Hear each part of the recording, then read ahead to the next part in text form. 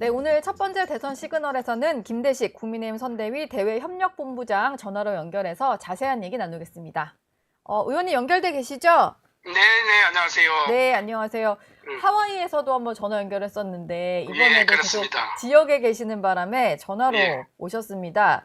예. 먼저 단일화 얘기 좀 여쭤볼게요. 보수 네, 단일화가 1차 시한을 일단 넘겼고 그래서 마지막 데드라인이 사전투표 전날이 내일로 좀 꼽히고 있는데 예, 어제 이준석 후보한테 물어봤더니 단일화 가능성 0%라고 했거든요. 예. 의원님이 보시기에 단일화 가능성은 몇 %인가요? 이준석 후보는 저 단일화 과정에 0%라고 이야기를 해야지요. 지금은 예. 그렇게 이야기해야 되지 않겠습니까? 그러나 저는 단일화 과정은 50대 50이다. 지금 현재는 네. 이렇게 보고요. 단일화는 어떻게 됐든 간에 명분과 진정성이 전제돼야 되지 않겠습니까? 그죠? 네. 그래서 김문수 후보는 이 정권 교체를 원하는 국민의 뜻 이거를 기준으로 삼고 있고 예. 또 우리 이준석 후보께서도 여러 가지 생각이 있을 거예요. 네. 그러나 사전투표 앵커께서도 말씀하셨다시피 5월 29일 직전까지는 어떤 경우든지 이루어져야 된다 이렇게 생각을 하고 네. 우리는 최종적인 단판 가능성은 열어두고 있고요. 네. 그간 준비해온 메시지, 전략 이런 바탕으로 마지막 순간까지 최선을 다하고 있다 이렇게 말씀을 드립니다. 마지막까지. 근데 예, 이준석 후보는 단일화하는 방법은 김문수 후보의 사퇴뿐이다. 뭐 이런 얘기를 하고 있거든요. 예. 이 정도 생각을 가진 사람한테 어떤 얘기를 해야지 협상 테이블에 앉힐 수 있는 건가요? 저는 그 협상 테이블에 어떤 거는 결국은 실리와 책임이 항상 함께 작용해야 되지 않을까요? 예. 그러니까 그거는 저는 여론과 민심으로부터 시작된다. 이렇게 지금 보고 있고 네. 국민 여론이 예.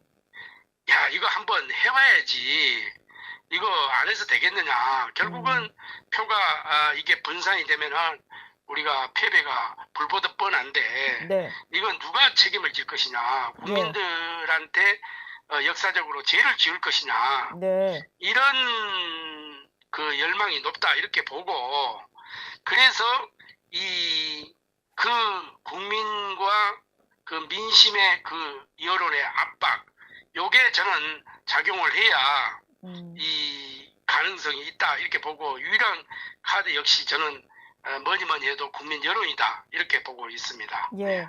오늘 저녁에 마지막 TV 토론회 있잖아요. 예. 이거 끝나고 혹시 극적인 뭐 두 후보 간의 어떤 회동이랄까?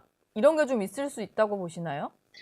그렇습니다. 지난 그 대선에서도 지금 그 윤석열 후보와 그 안철수 후보가 네. 마지막 날 이렇게 극적으로 이루어졌잖아요. 네, 그때도 TV 토론 끝나고 심야 회동 했던 것 그렇습니다. 같아요. 그래서 이번도 저는 벼랑 끝 전술 속에서 항상 단일화 어떤 부분이 일어날 때는 극적인 상황에서 나와야지 예. 그것도 이제 국민들이 보기에도 그렇고 좀 효과 면에서도 극치를 이룰 수 있다. 저는 이렇게 보고 있기 때문에 네.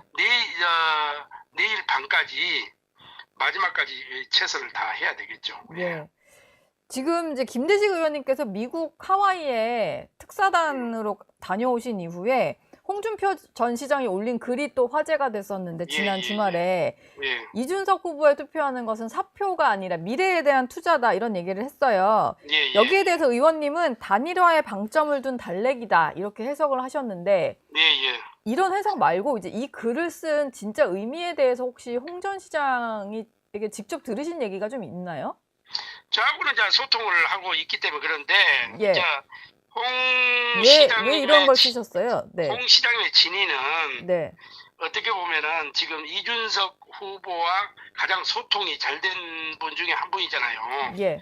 그래서 저는 그렇게 생각합니다. 해당 이 발언 자체가 뭐 특정인을 위한 전폭 지지가 아니라 표의 의미에 대해서 유권자들에게 던진 메시지고 이준석 후보를 계속 일방적으로 몰아붙여서는 안 되지 않습니까? 네. 누군가는 달래가면서 협상이라는 것은 밀고 당기고 이러한 과정을 거쳐야지 일방적으로 해라, 뭐 하지 마라 이렇게 하는 것은 이것은 말이 안 맞는 거고, 그래서 홍준표 시장 입장에서는 결국 예. 정치가 네. 책임이고 끝까지 책임질 수 있는 선택의 메시지였다. 그리고 좀 달래기 위한 하나의 메시지가 있지 않나 이렇게 생각을 하고, 네. 어디까지나 그럼에도 불구하고 홍준표 시장님 입장에서는 김문수 후보에 대한 지지 의사는 확고하다 이렇게 말씀을 드립니다. 그러면 김문수 후보도 지지하지만 이준석 후보에 대해서도 투표는 할 만하다. 뭐 양쪽 다 지지하시는 거네요, 그러면. 그건 아니죠. 그건 아니죠. 그거는 아니에요? 예. 뭐 양다리밖에 안 되지 않습니까? 예. 그러나 네. 지금 상황을 끝까지 지켜보고 이준석 후보도 언젠가는 우리가 함께 해야 될 우리 미래 자산이잖아요. 네. 그렇기 때문에 이준석 후보를 격려하는 그런 차원에서 이 메시지가 나왔다 이렇게 봐야죠. 예. 그러면은 홍 전 시장님이 이렇게 뭐 본인의 플랫폼이나 SNS에 글 올리시는 거 말고 이준석 후보와도 직접적으로 소통을 하고 계시는 그런 상황인가요? 아니, 이준석 후보하고 직접적으로 뭐 이게 두 분이서 소통을 뭐 어떻게 하고 있는지는 내가 모르겠는데, 예. 출국하기 하는 날 이준석 후보와 공항에서 한번 만났잖아요. 만나셨죠. 네. 만나면서도 거기까지 왔기 때문에 예. 많은 격려가 있었다. 네. 그리고 이준석 후보는 사실상 홍준표 시장이 후보가 됐으면은 자기도 그런 생각이 있었던 것 같아요. 단일화에 대해서. 네. 그래서 홍준표 정권이냐 이준석 정권이냐 이런 그 생각이 있었기 때문에 저는 지금이라도 네. 김문수 정권이냐 예. 이준석 정권이냐 공동 정권 공동 정부 예. 이거에 방점을 두고 저는 충분한 대화가 있을 수도 있다 이렇게 보고, 예. 그 멋있잖아요. 김문수 후보가 그동안에 쌓아왔던 경륜과 경험, 네. 그 다음에 민주화 투쟁 예. 여러 부분, 그것과 미래 차세대 주자인 이준석 후보의 미래지향적인 미래 그 마스터 플랜, 네. 이것이 두 개가 합치게 되면은 신선한 메시지도 될 수 있고 국민들이 바라보기에 아주 굉장한 시너지 효과가 날 수 있다. 저는 이렇게 보고 있기 때문에 예. 저는 이준석 후보와 이 홍준표 후보하고 생각했던 것을 네. 이준석 후보와 나는 김문수 후보와의 그 단일화 과정 이것을 통해서 충분히 자기의 역량을 발휘할 수 있는 부분 아니냐 이렇게 생각을 하기 때문에 예. 저는 두 분이 합하게 되면은 상당히 좀 빅 텐트가 될 뿐만 아니라 국민들이 원하는 바라는 것에 어느 정도 답이 될 수 있다. 저는 이렇게 보기 때문에 예. 여기는 내일 저녁까지는 네. 이러한 모든 가능성을 열어놓고 네. 끝까지 이준석 후보가 단일화에 0%다 이렇게 하지만은 0%는 거꾸로 이야기하면은 100%도 될 수 있는 거 아닙니까? 네. 뒤로 돌아가 하면 100%지 그게. 그렇지 않겠어요? 네. 네. 지금 말씀 주신 것은 다 이준석 후보와의 단일화를 위해서 좀 애쓰시는 그런 얘기였는데, 김재원 전 의원, 김재원 지금 후보 비서실장이신데, 예. 이준석 찍으면 이재명 된다, 이런 얘기를 좀 하셨어요. 그래서 예. 여기에 대해서 이준석 후보도 당장 이제 불쾌감을 나타내는 SNS 글까지 올렸는데, 뭐 대선판에서도 당권 싸움에서 나중에 지방선거를 노리는 뭐 그런 발언이다라고 하면서 조금 불쾌감 나타냈거든요. 근데 이런 말들은 실제로 왜 나오는 건가요? 이준석 찍으면 이재명 된다. 저는 뭐 우리 김재원 비서실장도 상당히 이제 정치의 경험도 많이 가지고 계시고, 예. 본인이 많은 숙고와 고민을 했지 않겠습니까? 네. 저는 그런 부분을 충분히 이해하고, 마지막 내일까지 단일화가 성사가 안 될 경우에는 네. 우리 국민들이 그러한 메시지를 던질 거라고 저는 생각합니다. 아. 왜 그러냐면은 표가 갈라지기 때문에 이준석을 찍으면은 이재명이 된다. 네. 라는 이러한 메시지가 급전환할 수가 있다. 저는 이렇게 보고 있기 때문에 예. 그거를 미리서 네. 앞서가서 말씀하신 거 아닌가 이렇게 생각이 되네요.